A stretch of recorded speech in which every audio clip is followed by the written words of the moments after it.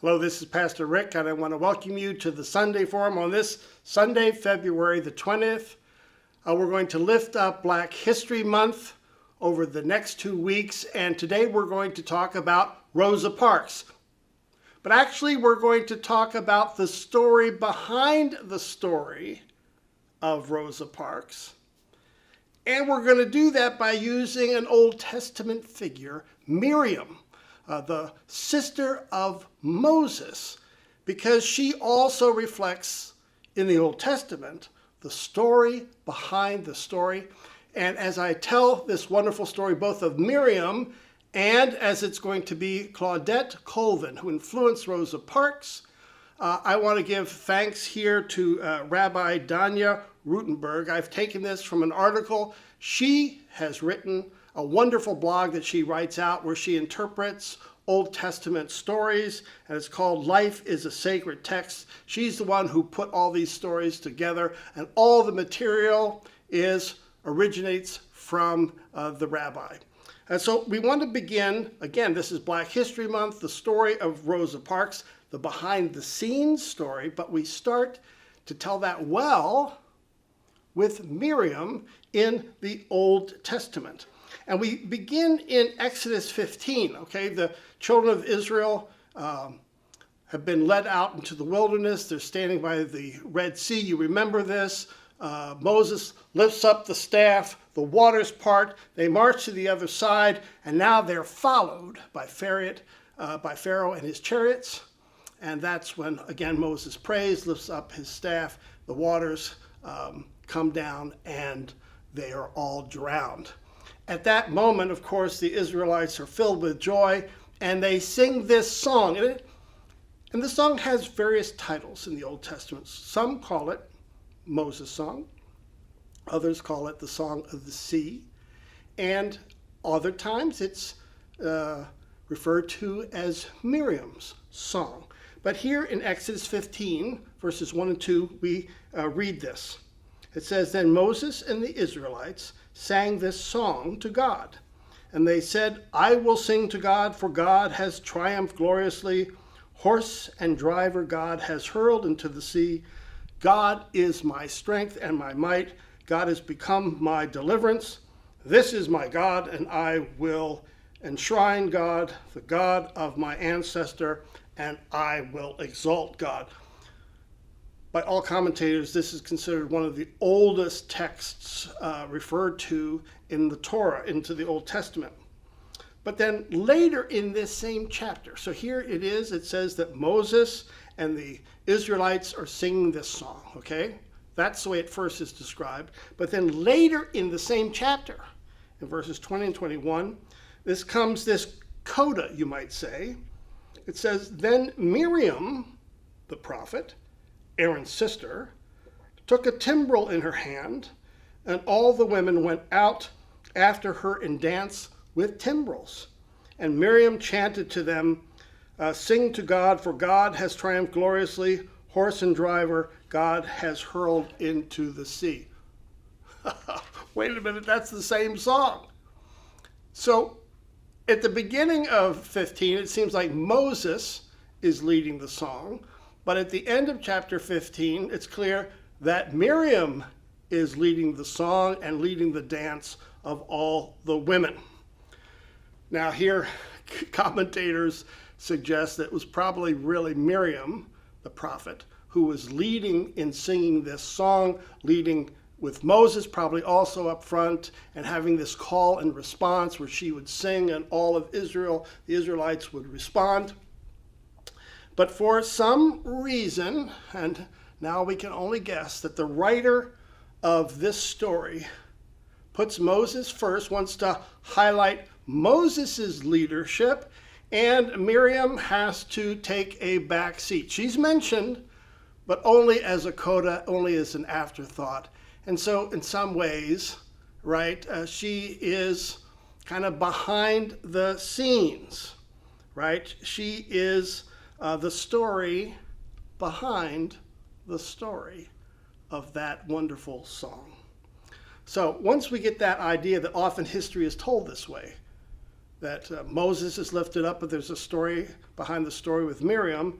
Now we can approach Rosa Parks and Black History Month, because we all know about her action, her protest of not wanting to change her seat in that bus. But here also there is a story behind the story, and it involves Claudette Colvin.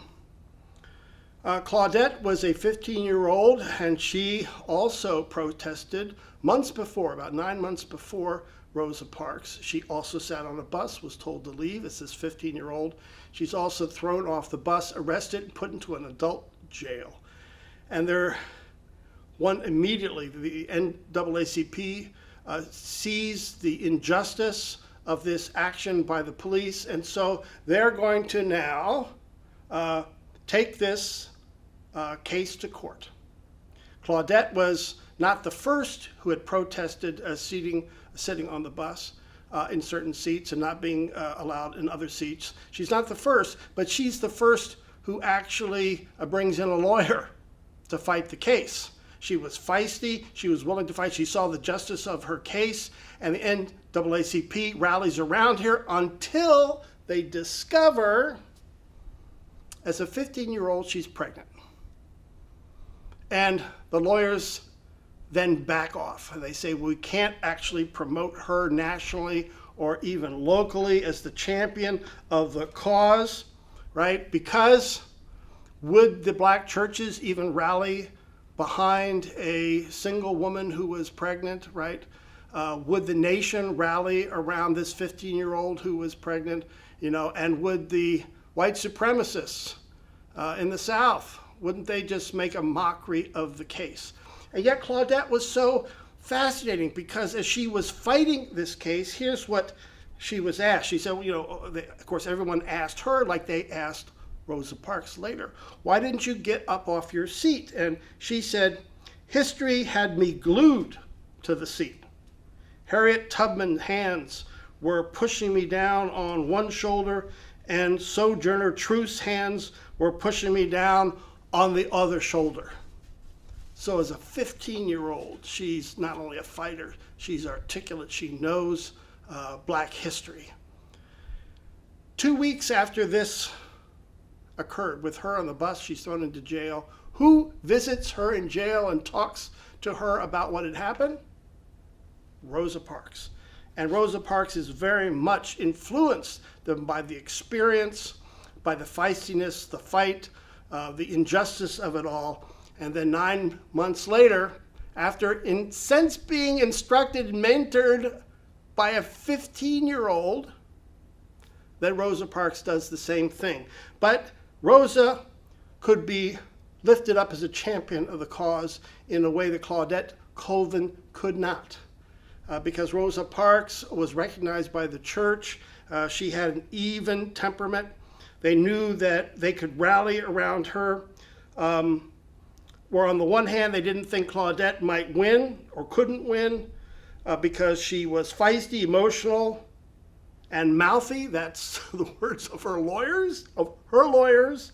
They thought where Rosa Parks was regarded as solid, calm, and unflappable. And so, instead of Claudette Colvin, it's Rosa Parks then who becomes the champion before the nation and in the courts to fight the injustice of some of those laws in the South. So Colvin was the whole time there. And I think it's notable that Colvin was one of the plaintiffs in the Browder versus Gale, the case whose ruling ultimately brought the boycott in Montgomery to an end. And so Claudette Colvin, like Miriam, she's the story behind the story. She's the story behind Rosa Parks. And just like Miriam gets mentioned at the end of the story, the same is true when we talk about now Rosa Parks. We have to include Claudette Colvin at the end of the story as well because of her influence. And that's what often happens with history, and especially we're lifting up Black History Month, but between some of the key figures that we read about in the history books, we read their stories, we're impressed like with Rosa Parks, but always remember, just like in the Old Testament with Moses and Miriam, There's always a story behind the story. Thanks for joining us on this Sunday Forum for this Sunday, February the 20th. Bye-bye now.